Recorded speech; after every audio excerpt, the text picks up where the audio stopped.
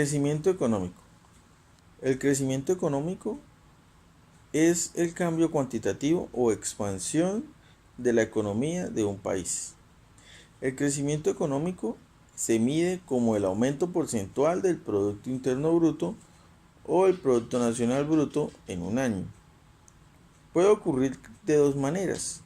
La economía puede crecer de la manera extensiva, utilizando más recursos como el capital físico, humano o natural, o bien de la manera intensiva, usando la misma cantidad de recursos con mayor eficiencia en forma más productiva posible.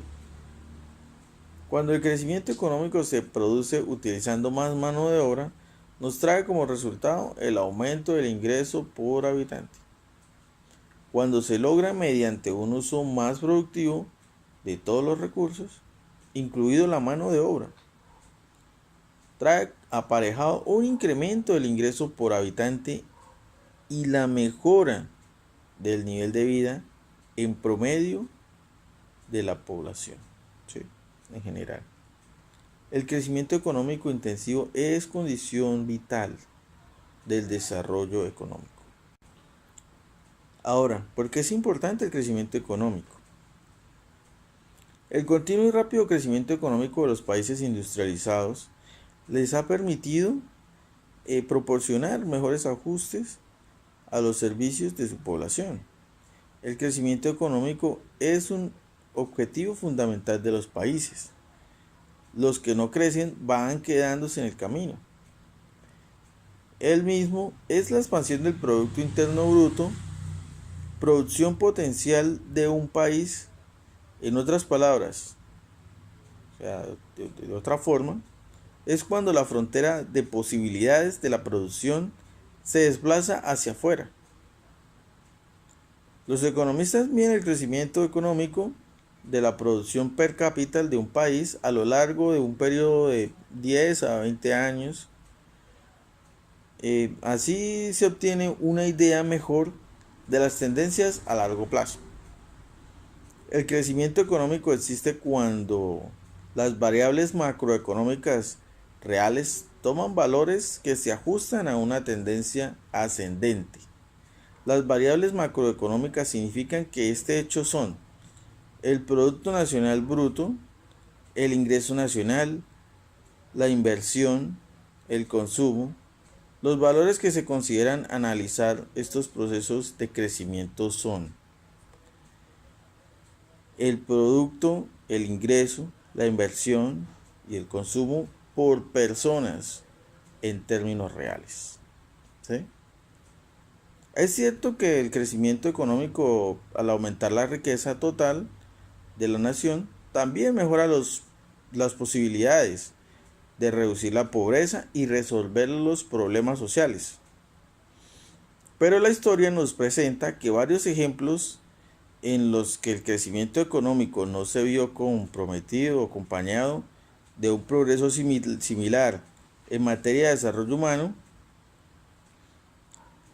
sino que sería alcanzado de una mayor desigualdad, desempleo más alto, el debilitamiento de la democracia, la pérdida de la identidad o cultura del consumo excesivo de recursos necesarios, ¿sí?, para la producción o la generación a futuro. Voy a hablar acerca de los determinantes del crecimiento económico y el desarrollo económico. Encontramos 4 factores importantes: la mano de obra, recursos humanos, capital y tecnología. La mano de obra, ¿por qué es importante? Porque si tenemos conocimiento, entonces aumentamos la productividad.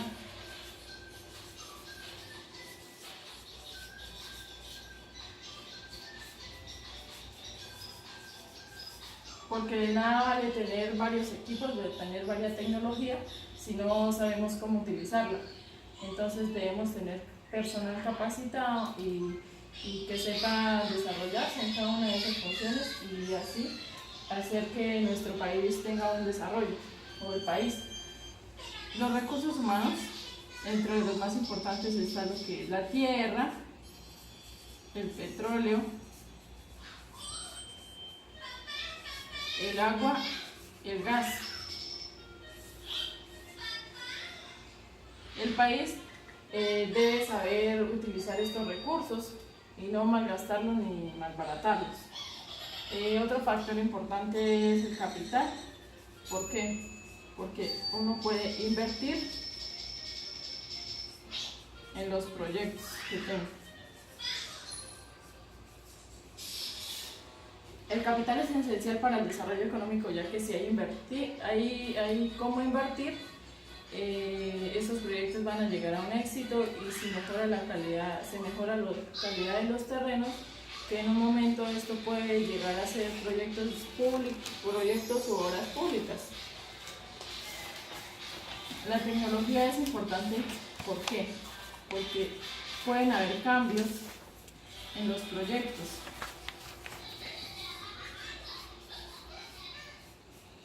Y esto nos mejora la productividad, porque uno reduce costos o reduce los lapsos de tiempo determinados en cada función. También le voy a hablar acerca de las diferencias del crecimiento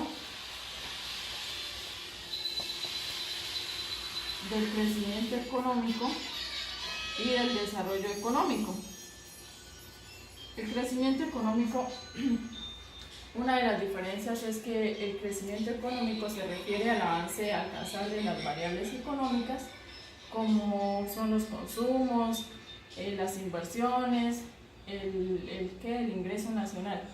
Mientras que, entonces aquí decimos que se refiere más sobre lo que es la inversión y consumo. Mientras que el desarrollo económico se refiere más en cuanto a los valores, como a lo social, a lo cultural. Entonces, aquí colocamos cultural y social. Otra de las diferencias es que el crecimiento económico se puede medir cuantitativamente.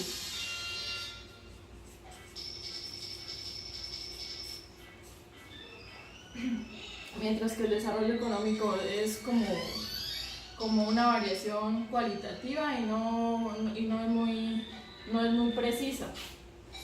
Esa es una variación cualitativa. Como una última diferencia tenemos que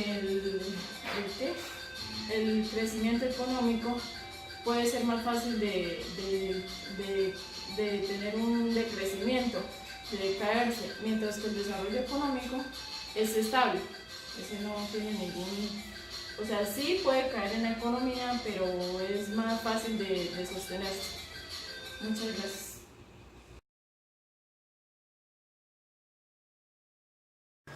Bueno, mi nombre es Marlene Gómez, yo le voy a hablar de algunos conceptos básicos de lo que es el comercio internacional. El comercio internacional estudia las causas y leyes que gobiernan los intercambios de bienes y servicios entre los habitantes de diferentes países con el fin de satisfacer las necesidades de los bienes escasos. Dentro del comercio internacional tenemos que surgió como uno de los principales hitos más importantes porque tuvo grandes cambios a nivel económico y político que hoy en día se mantienen. Nacen los mercados mundiales y la dependencia mutua en cuanto a formas y fuentes de producción.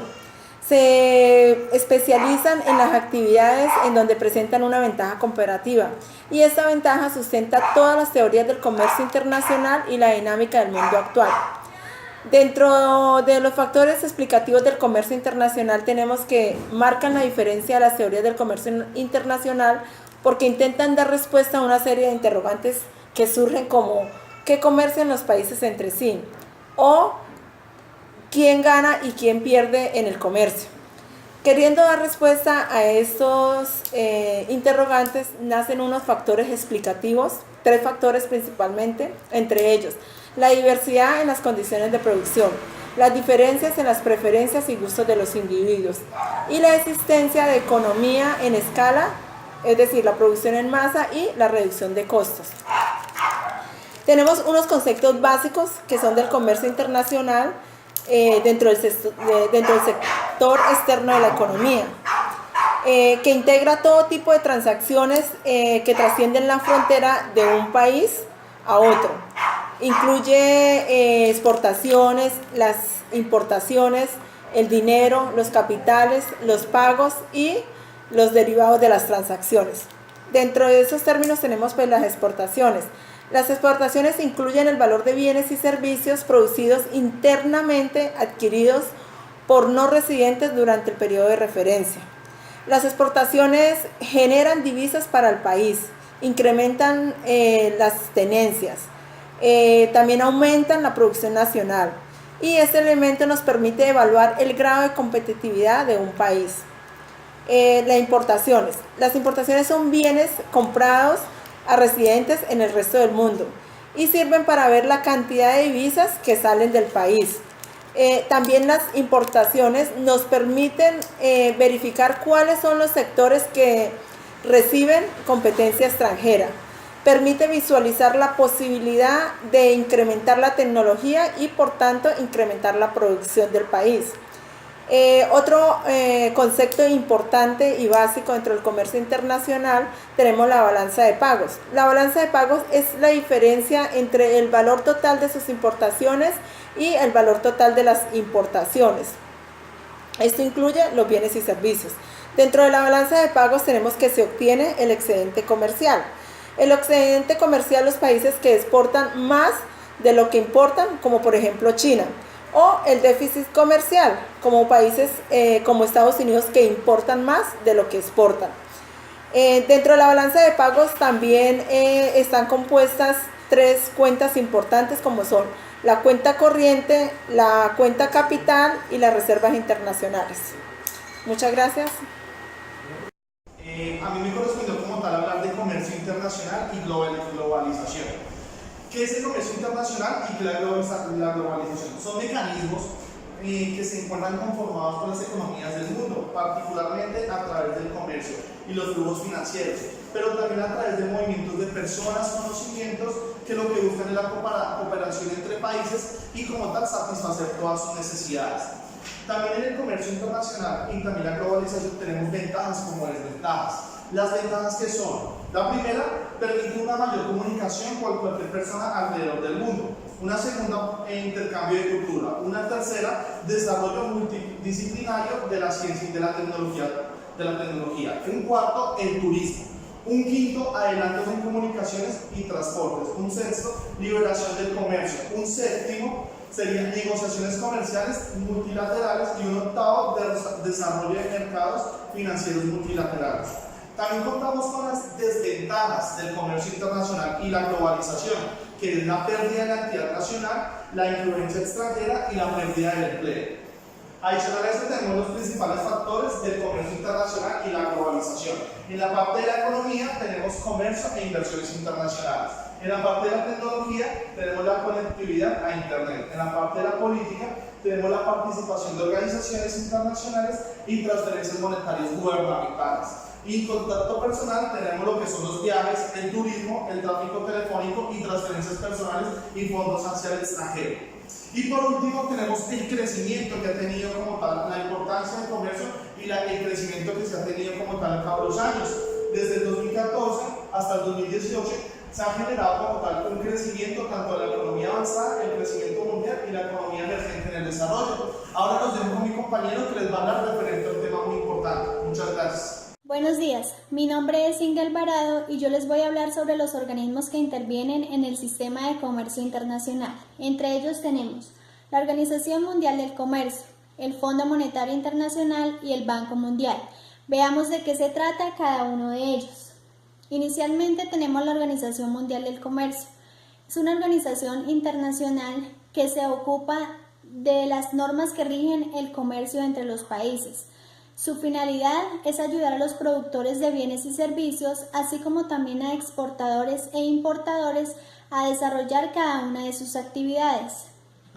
Las principales funciones de la Organización Mundial del Comercio son: promover la liberalización del comercio, crear un conjunto de reglas basadas en una serie de principios y promover las concesiones para evitar las llamadas guerras comerciales. Por otra parte tenemos el Fondo Monetario Internacional. El Fondo Monetario Internacional es una organización integrada por 189 países que se ocupa de mantener la estabilidad financiera, así como también fomentar la cooperación monetaria internacional. Otra de sus funciones es la promoción de empleo y la reducción de la pobreza.